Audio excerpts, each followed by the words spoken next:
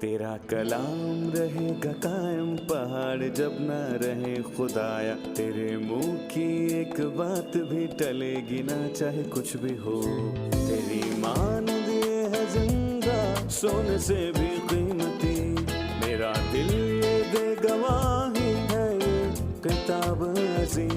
नाज़िल करे अपना कलाम, शिकस्ता दिलों को सुकून मिले, तारीखी दूर हो मेरी राहें रोशन कर।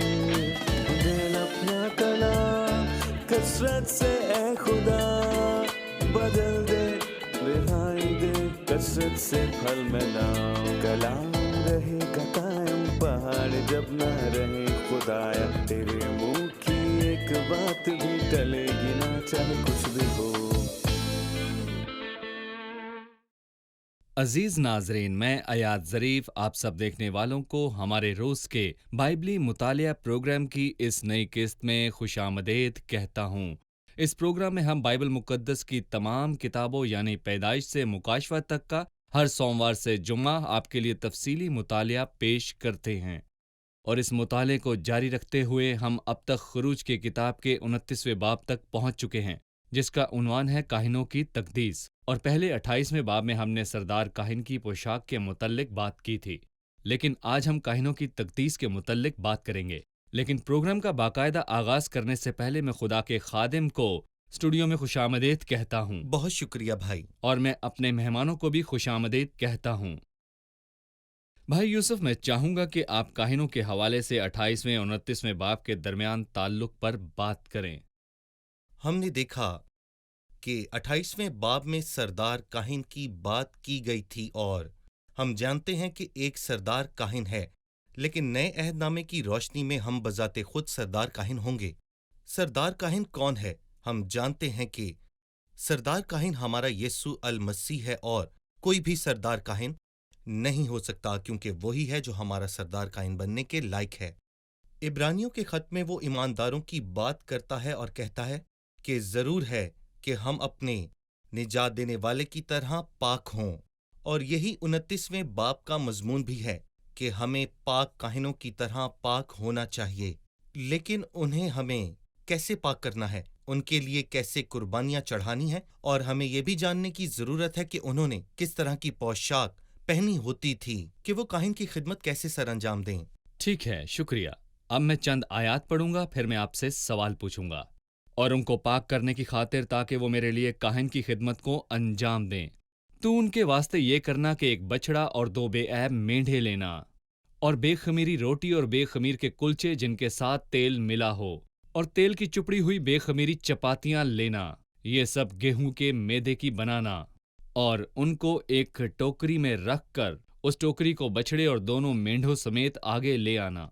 फिर हारून और उसके बेटों को खैमा इज्तिमा के दरवाजे पर लाकर पानी से नहलाना, और वो लिबास लेकर हारून को पहनाना, और वो लिबास लेकर हारून को कुर्ता और अफूद का जुब्बा और अफूद और सीना बंद पहनाना, और अफूद का कारीगरी से बुना हुआ कमर बंद उसके बांध देना, और अमामे को उसके सर पर रख कर उस अमामे के ऊपर मुकद्दस ताज लगा देना, और मसा करने का तेल लेकर उसके सर पर डालना और उसको मसा करना। फिर उसके बेटों को आगे लाकर उनको कुर्ते पहनाना, और हारून और उसके बेटों को कमरबंद लपेटकर उनके पगड़ियां बांधना, ताकि कहानत के मनसब पर हमेशा उनका हक रहे, और हारून और उसके बेटों को मखसूस करना। भाई यूसुफ, ये तमाम आयात कुर्बानियां चढ़ाने से मुतल्लिक हैं। मैं चाहता हूं कि हारून और उसके बेटों की तहारत के बारे में जानने से पहले आप उनके मुतल्लिक कुछ बताएं। यहाँ 3 तरह की कुर्बानियां मौजूद हैं। गुनाह की कुर्बानी के तौर पर बैल ज़िबा किया जाता, और 2 मेंढे हुआ करते थे, एक सोख्तनी कुर्बानी के लिए और दूसरा मेंढा तखसीस के लिए ठहराया जाता।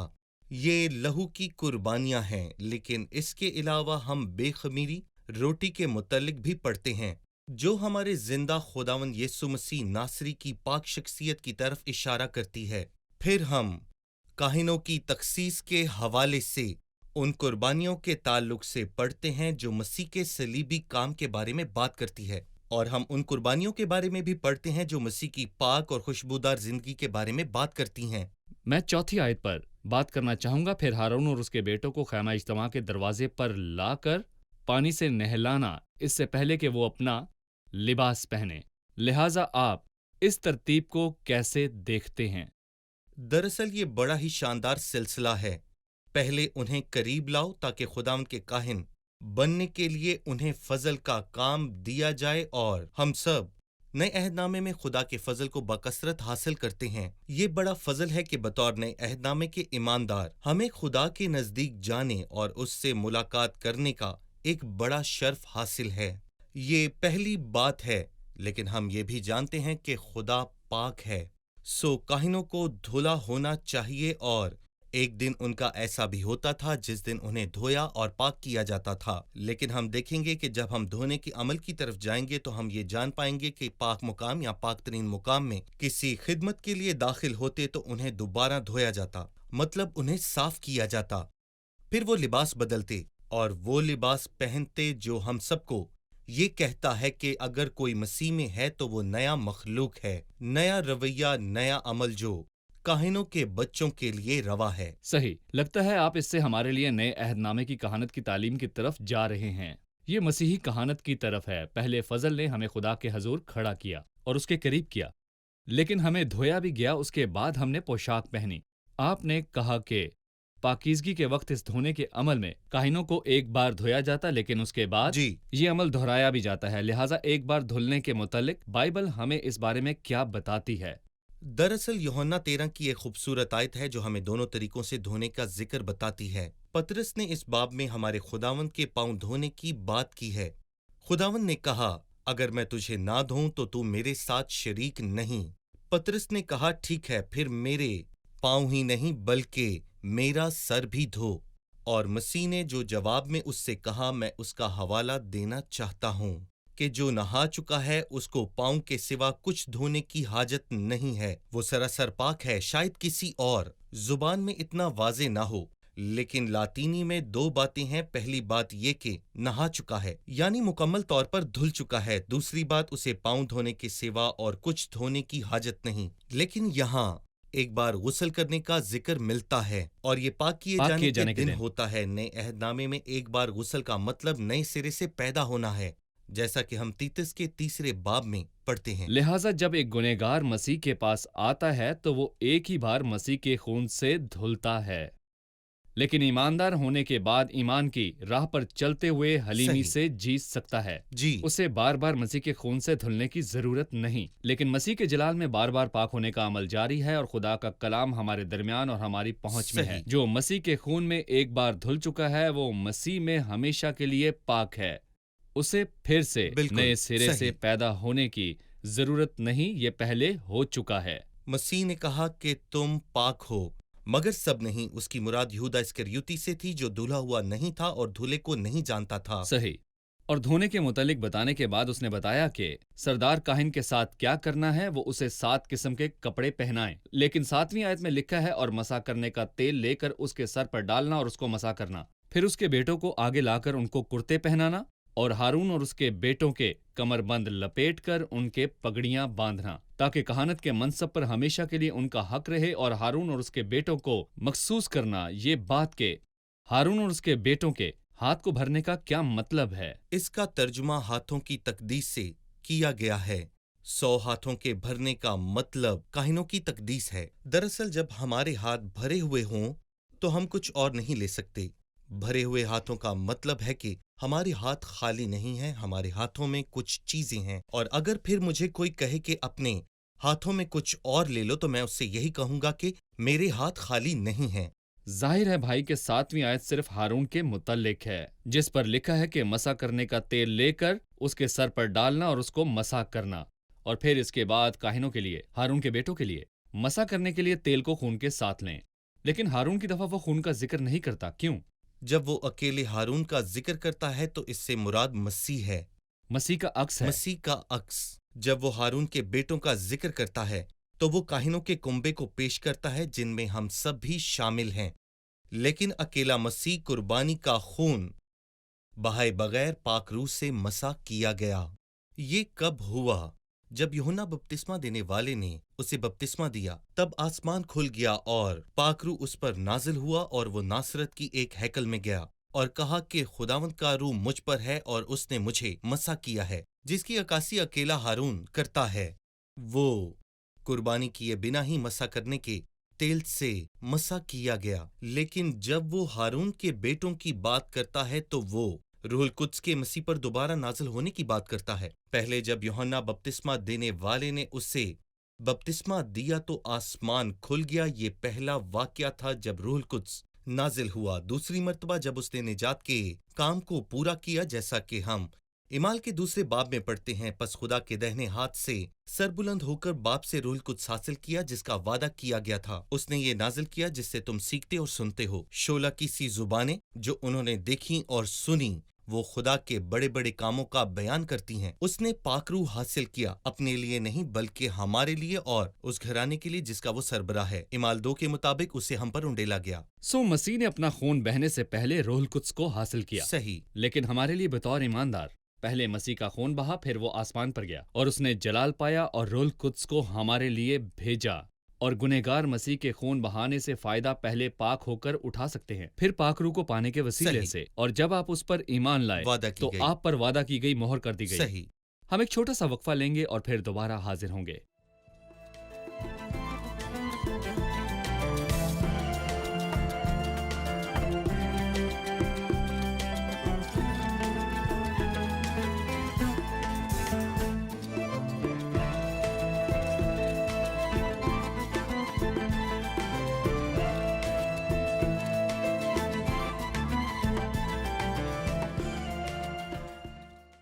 گیارہویں آیت میں لکھا ہے، پھر اس بچڑے کو خداوند کے آگے خیمہ اجتماع کے دروازے پر ذبح کرنا، لیکن اس سے پہلے وہ 10ویں آیت میں کہتا ہے، پھر اس بچڑے کو خیمہ اجتماع کے سامنے لانا اور ہارون اور اس کے بیٹے اپنے ہاتھ بچڑے کے سر پر رکھیں۔ اس بارے میں ذرا بتائیے۔ صحیح، بھائی عاطف کا سوال بچڑے کے متعلق ہے۔ اس سے پہلے کہ آپ اس کا جواب دیں، میں کہوں گا کہ 10ویں سے 25ویں آیت میں 3 طرح کی نظر ملتی ہے، ایک بچڑا اور 2 مینڈھے، جی۔ اور بچڑے کا ذکر 10ویں سے 14ویں آیت میں ملتا ہے، جبکہ پہلے مینڈے کا ذکر 15ویں آیت سے 18ویں آیت میں ہے اور دوسرے کا 19 تا 25 میں۔ سب سے پہلے نظر کے بچڑے سے کیا مراد ہے؟ دراصل ہارون کے بیٹوں کے ہاتھ اس پہلی قربانی میں ہی نہیں رکھوائے جاتے جس میں گناہ کا بچڑا ہے، بلکہ تینوں میں ایسا ہی ہے۔ گناہ کی قربانی کا بچڑا جو 10ویں آیت میں ہے، اور پھر یہاں پر سوختنی قربانی کا مینڈھا بھی 15ویں آیت میں لکھا ہے، اور ہارون اور اس کے بیٹے اس مینڈھے کے سر پر ہاتھ رکھیں، جس کا ذکر یہاں پر موجود ہے۔ اور جب ہم 19ویں آیت پڑھتے ہیں تو وہاں لکھا ہے ہارون کے بیٹے سر پر رکھیں۔ سر پر ہاتھ رکھیں۔ سو تینوں قربانیوں میں ایسا ہے، اور قربانی سے پہلے وہ ہمیشہ گرائے جائیں گے اور اس کا پیش کرنے والا ان پر ہاتھ رکھے گا۔ پر کیوں؟ کیونکہ یہ اس سے ہم آہنگی کا اظہار ہے۔ مطلب کہ اس وقت یوں ہوتا تھا کہ اگر یہ قربانی گناہ کی ہے تو اس آدمی پر اس کو ڈالا جائے گا، اس پر ڈالا گیا، اس کے بدلے، اور اس جانور کا جس کا کوئی گناہ نہ ہوتا گرایا جاتا۔ گناہ میرا تھا، میں اس قربانی پر ہاتھ رکھتا ہوں، پھر اسے گرایا جاتا ہے۔ گویا خدا یہ کہہ رہا ہے کہ گرایا جانا تجھے تھا، لیکن تیرے بدلے اس کی قربانی کی گئی۔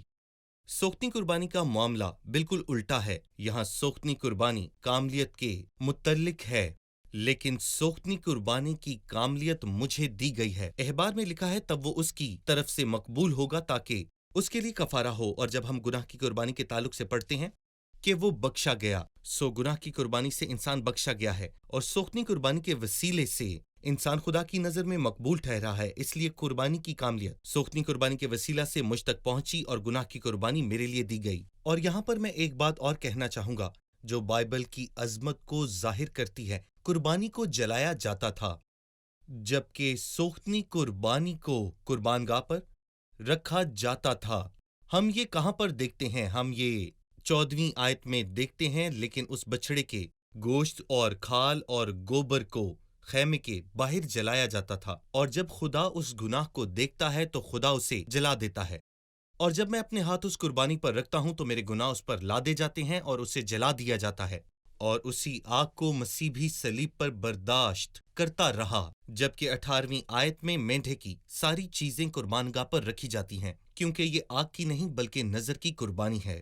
مینڈھے کی ہر چیز جلا دینے کا مطلب یہ ہے کہ خدا اس کی راحت انگیز خوشبو لیتا ہے۔ خدا خوشبو کو پسند کرتا ہے، کیونکہ خدا کو قربانی کی خوشبو بہت پسند ہے، اور مسیح کے لیے یہ ساری قربانیاں گزرانا بے شک ہم سب کے لیے فائدہ مند ہوتا ہے۔ صحیح۔ پھر بچڑا گناہ کی قربانی کا ذکر کرتا ہے جو کہ مسیح نے دی ہے، لیکن مینڈھا سوختنی قربانی کا ذکر کرتا ہے جو کہ جی مسیح تھا۔ میرے گناہ میرے بدلے گناہ کی قربانی پر لاد دیے گئے، لیکن سوختنی قربانی میں سوختنی قربانی کی یا مسیح کی کاملیت اس کو ملتی ہے جو اسے گزرانتا ہے۔ بالکل۔ اور جب ہم 19ویں آیت پر جاتے ہیں جہاں دوسرے مینڈھے کا ذکر ہے، میں ان آیات کو پڑھوں گا اور پھر ہم ان پر بات کریں گے۔ ضرور۔ پھر دوسرے مینڈھے کو لینا اور ہارون اور اس کے بیٹے اپنے ہاتھ اس مینڈھے کے سر پر رکھیں، اور تو اس مینڈھے کو ذبح کرنا اور اس کے خون میں سے کچھ لے کر ہارون اور اس کے بیٹوں کے دہنے کان کی لو پر اور دہنے ہاتھ اور دہنے پاؤں کے انگوٹھوں پر لگانا، اور خون کو قربان گاہ پر چاروں طرف چھڑک دینا، اور قربان گاہ پر کے خون اور مسح کرنے کے تیل میں سے کچھ لے کر ہارون اور اس کے لباس پر اور اس کے ساتھ ان کے بیٹوں اور ان کے لباس پر چھڑکنا، تب وہ اپنے لباس سمیت اور اس کے ساتھ ہی اس کے بیٹے اپنے اپنے لباس سمیت مقدس ہوں گے۔ اور مینڈھے کی چربی اور اس کی موٹی دم کو اور جس چربی سے انتڑیاں ڈھکی رہتی ہیں اس کو، اور جگر پر کی جھلی کو اور دونوں گردوں کو اور ان کے اوپر کی چربی کو اور دہنی ران کو لینا، اس لیے کہ تخصیصی مینڈھا ہے۔ اور بے خمیری روٹی کی ٹوکری میں سے جو خداوند کے آگے دھری ہو، روٹی کا ایک گردا اور ایک کلچا جس میں تیل ملا ہوا ہو اور ایک چپاتی لینا، اور ان سبوں کو ہارون اور اس کے بیٹوں کے ہاتھوں پر رکھ کر ان کو خداوند کے روبرو ہلانا تاکہ یہ ہلانے کا ہدیہ ہو۔ پھر ان کو ان کے ہاتھوں سے لے کر قربان گاہ پر سوختنی قربانی کے اوپر جلا دینا تاکہ وہ خداوند کے آگے راحت انگیز خوشبو ہو۔ یہ خداوند کے لیے آتشین قربانی ہے۔ اور دوسرے مینڈے کے خون سے متعلق کچھ رسومات ہے کہ اس کا خون کہاں لگایا جائے۔ اسے کان پر دہنے ہاتھ کے انگوٹھوں اور دہنے پاؤں کے انگوٹھوں پر لگایا جاتا ہے۔ اس کے متعلق آپ کیا کہیں گے؟ جی، لہو اس وقت کی عکاسی کرتا ہے جو میرے لیے ہو چکی ہے۔ مجھے چھڑانے، بے گناہ ٹھہرانے اور پاک کرنے کے لیے خدا کے لہو کے سوا اور کچھ بھی کام نہ آئے گا، بلکہ خدا کا قیمتی برہ ہمارا خداوند یسوع مسیح جو جہاں کا خالق اور مالک ہے، وہ ہم سب کے لیے صلیب پر موا۔ وہ اپنا خون بہاتا ہے اور جسم کے 3 حصوں پر چھڑکتا ہے، داہنی طرف کا کان اور پھر داہنی طرف کا انگوٹھا اور پھر داہنی طرف کے پاؤں کا انگوٹھا۔ یہ 3 حصے جسم کے اوپر ہیں جو درمیان اور نچلے حصوں کو پیش کرتے ہیں۔ گویا تمام جسم ہی خداوند کا ہو گیا ہے، جس کی عکاسی داہنی طرف کا کان، داہنی طرف کے ہاتھ کا انگوٹھا اور داہنی طرف کے پاؤں کا انگوٹھا کر رہا ہے۔ لیکن میں اس میں یہ بھی دیکھتا ہوں کہ جو مسیح نے صلیب پر کام کیا ہے وہ ہم سب کے لیے ایک سیکھ ہے جو کہ فرمانبرداری کی ہے۔ روح کا مسیح یسوع کی فرمانبرداری کے لیے پاک کیا جانا، یعنی یہ دیکھنے کے لیے کہ ایک شخص مسیح کو جانتا ہے کہ نہیں، کیونکہ خود کو اچھا کہنا اور یہ کہنا کہ میں مسیح کو جانتا ہوں اور خدا پر ایمان رکھتا ہوں، مگر فیصلہ خدا کی فرمانبرداری کو دیکھ کر ہی کر سکتا ہوں، یہ ایک نبوت ہے کہ وہ خدا سے پیدا ہوا۔ لیکن اگر ہم یہی کہتے رہیں کہ ہمیں خدا کی راہوں سے خوشی نہیں ملتی اور ہمیں خدا کی راہوں سے کوئی لینا دینا نہیں، تو یہ ثابت کرتا ہے کہ ہم خدا سے پیدا نہیں ہوئے۔ سو دہنا ہاتھ فرمانبرداری کے کام کو ظاہر کرتا ہے اور دہنا پاؤں رویا کو ظاہر کرتا ہے۔ سو اس کا تعلق خدا کی فرمانبرداری اور اس کو خوش کرنے اور اس کی راہوں پر چلنے اور اس کے خلاف نہ جانے سے ہوتا ہے۔ اور اگر میں سچ میں مسیح کی صلیب سے فیض اٹھاؤں گا تو ایسا ہوگا۔ شکریہ۔ ہم یہاں ایک وقفہ لیں گے اور پھر دوبارہ حاضر ہوں گے۔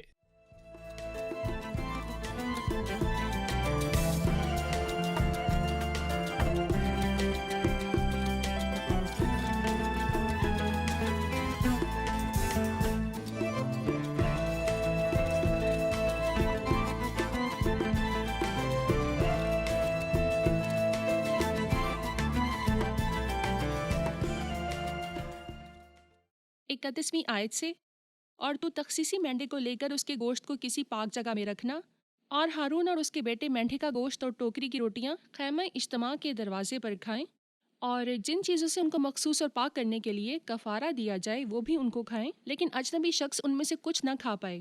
بھائی یوسف، میرا سوال یہ ہے کہ تخصیصی مینڈا ہی پہلے قربان کیوں کیا جائے اور پھر کاہن اس میں سے کھائے؟ یقیناً یہ قربانی خدا کے حضور ہے تو پھر مینڈا بھی خدا کی نظر ہونا چاہیے۔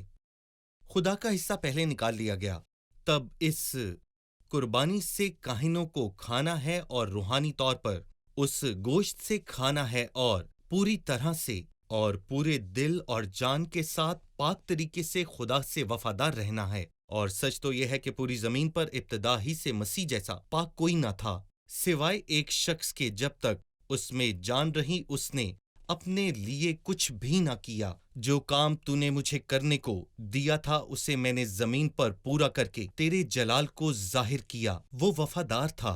खिदमत में आने से पहले मुझे खुराक की जरूरत है, यानी अगर मुझे खिदमत करनी है तो मुझे मसीह की पाक खुराक में से खाने की जरूरत है ताकि मैं खिदमत के लायक बन सकूं जो उसे पसंद आए। हम देखते हैं कभी कभार लोग ईमानदारों पर जोर देते हैं बहुत ज्यादा, ताकि वो खुदा की खिदमत के लायक बन जाएं।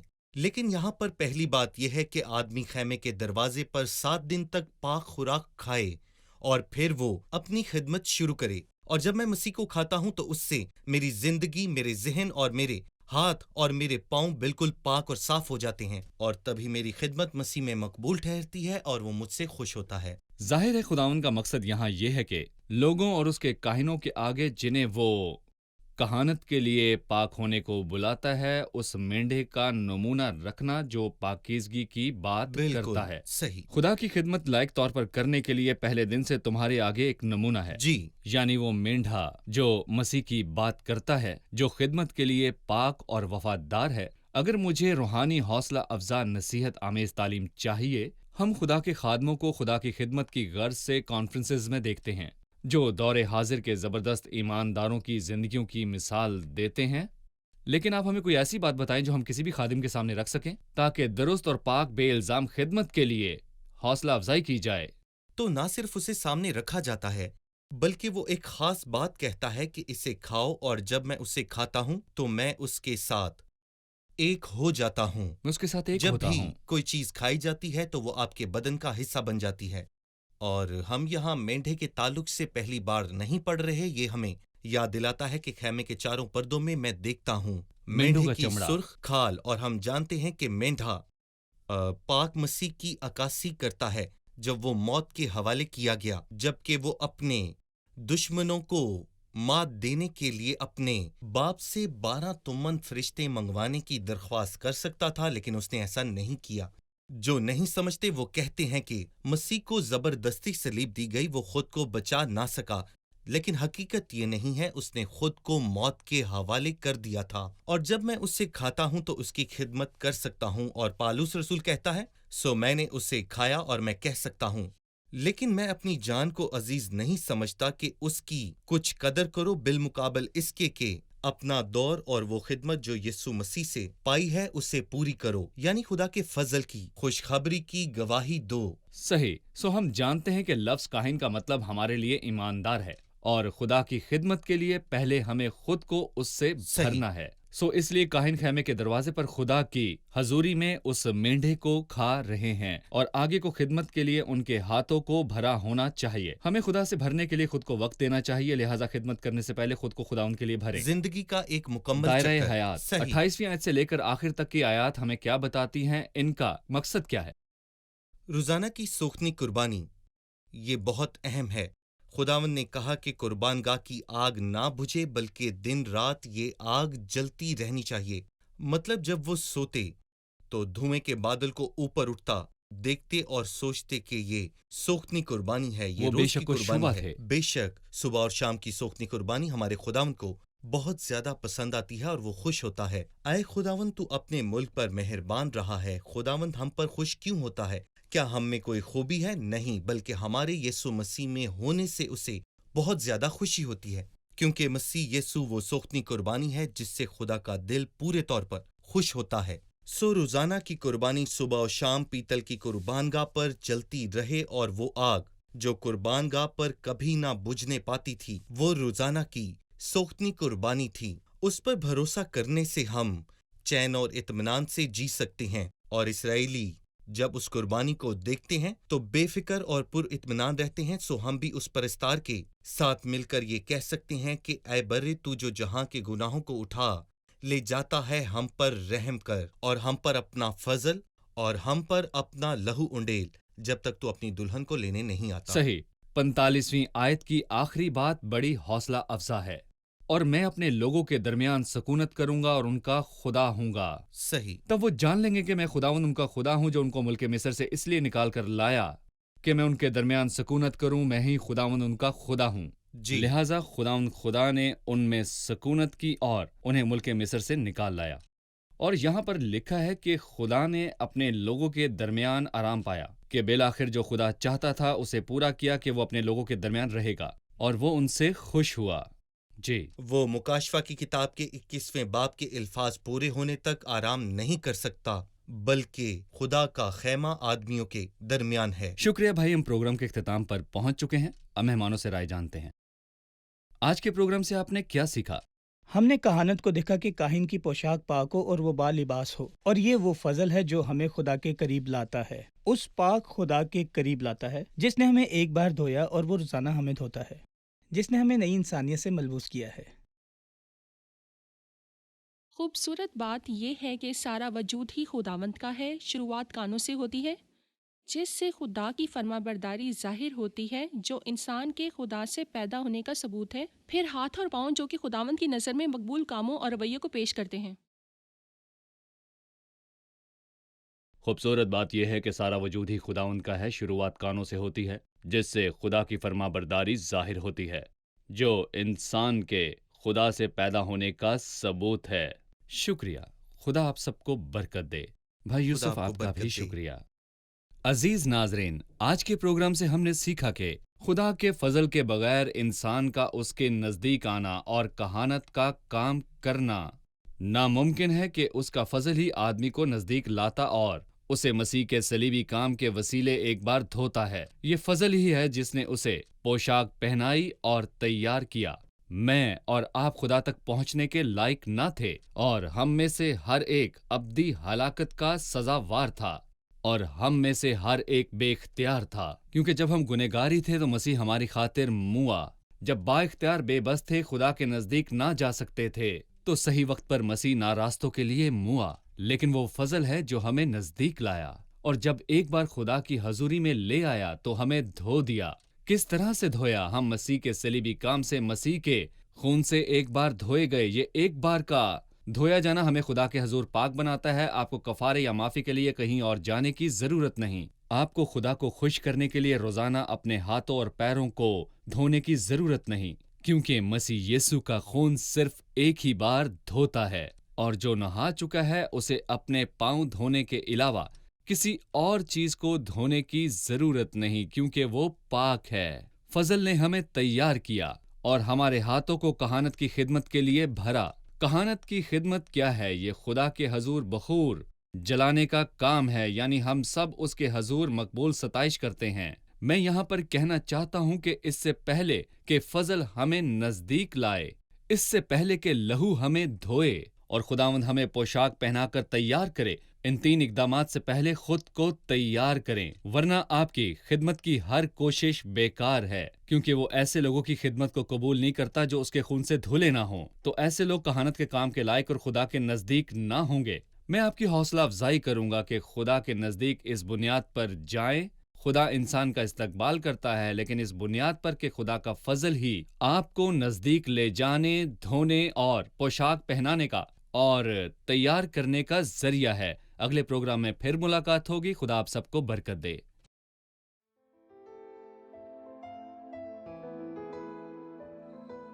تیرا کلام رہے گا قائم، پہاڑ جب نہ رہے خدایا، تیرے منہ کی ایک بات بھی ٹلے گی نہ، چاہے کچھ بھی ہو۔